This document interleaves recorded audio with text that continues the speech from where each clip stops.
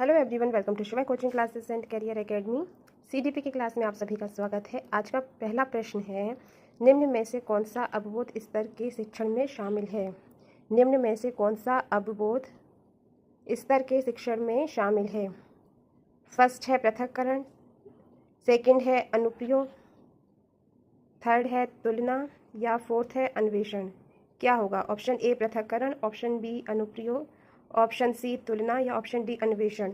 निम्न में से कौन सा अवबोध स्तर के शिक्षण में शामिल है?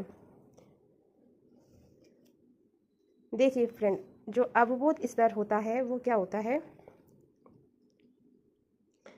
अवबोध स्तर के शिक्षण में शिक्षक छात्रों के समक्ष पाठ्यक्रम को इस प्रकार प्रस्तुत करता है कि छात्रों को अवबोध के लिए अधिक से अधिक अवसर मिले। छात्रों को अवबोध के लिए अधिक से अधिक अवसर मिले और छात्रों को आवश्यक सूझबूझ उत्पन्न हो। छात्रों में क्या हो? आवश्यक सूझबूझ उत्पन्न हो। इस प्रकार के शिक्षण की छात्रों को सहभागिता बनी रहती है। यह शिक्षण उद्देश्य केंद्रित तथा सूझबूझ से युक्त होता है। साथ ही जो अन्वेषण अवबोध स्तर के शिक्षण में शामिल है। यही क्वेश्चन में पूछा है कि कौन सा अवबोध स्तर के शिक्षण में शामिल है, तो अन्वेषण। क्या शामिल है? अन्वेषण। नेक्स्ट क्वेश्चन है,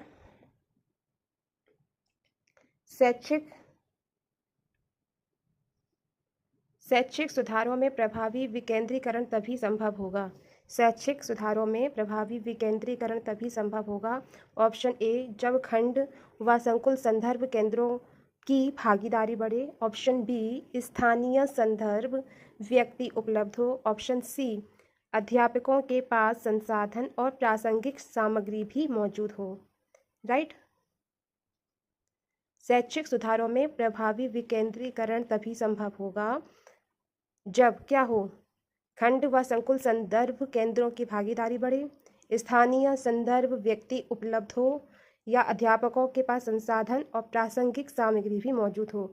आपको सही उत्तर चुनना है। ऑप्शन ए में है पहला और तीसरा, ऑप्शन बी में पहला दूसरा, ऑप्शन सी में है दूसरा और तीसरा, या ऑप्शन होगा डी फर्स्ट सेकंड थर्ड तीनों।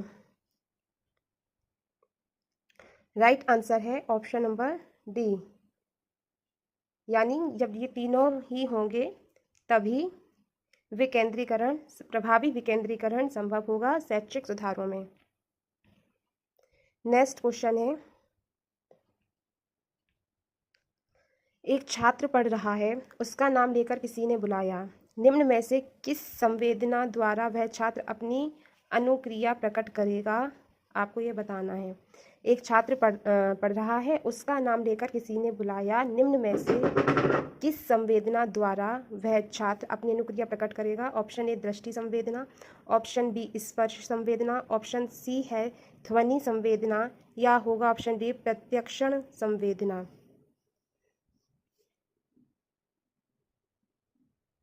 आपको बताना है। एक छात्र पढ़ रहा है, उसका नाम लेकर किसी ने बुलाया, तो वह किस संवेदना द्वारा अपनी अनुक्रिया प्रकट करेगा? तो वह प्रकट करेगा ध्वनि संवेदना द्वारा। किस प्रकार अपनी अनुक्रिया प्रकट करेगा? ध्वनि संवेदना द्वारा। नेक्स्ट क्वेश्चन, पियाजे के सिद्धांत के अनुसार प्राक संक्रियात्मक अवस्था की अवधि क्या है? पियाजे के सिद्धांत के अनुसार प्राक संक्रियात्मक अवस्था की अवधि क्या है? आपको बताना है।